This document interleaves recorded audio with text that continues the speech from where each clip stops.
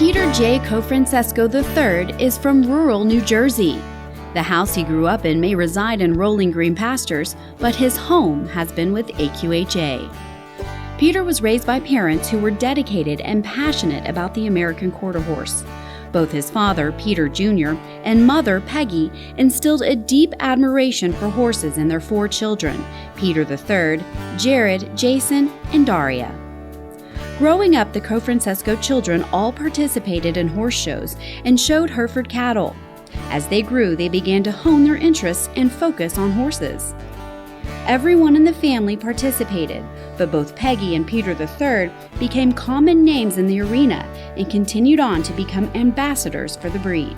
Peter had an interest at a young age to be involved in the association and felt responsible to contribute to the growth of the breed. This sense of responsibility led him to take on the role of American Junior Quarter Horse Association President, now known as AQHYA. This first act of giving sparked a chain of events that led him to become the president of the American Quarter Horse Association. Peter understood that to lead, he needed to serve others. Peter was basically the captain of the ship in a perfect storm of growth in the AQHA youth program, says Julie Bryant, the youth director for AQHA during Peter's term. Peter was the perfect ambassador. As Peter matured into an amateur competitor, he excelled at halter horses, often homebred, competing at every major circuit across the United States. He never met a stranger and reveled in the new friends he made along the way. During this time, he also met his wife Carmen at the All-American Quarter Horse Congress. In 1999, the two were married. When each of their 3 children, Ireland, Peter IV, and Emma, were born, Peter called AQHA the day they were born to purchase their lifetime AQHA membership. When Peter's father passed away in 2001, Peter and his siblings assumed leadership of the Grinnell Group of companies. He also stepped up to help his mother continue the family legacy of breeding American quarter horses while continuing to show. That same year, Peter was elected as an AQHA director and served on committees where he could positively influence the industry. In 2002, Peter was appointed to his father's seat of the New Jersey State Racing Commission. And in 2008, after years of service and dedication, he was elected to the AQHA Executive Committee. From 2011 to 2012, Peter served as president. During his time, he focused on youth expansion and development.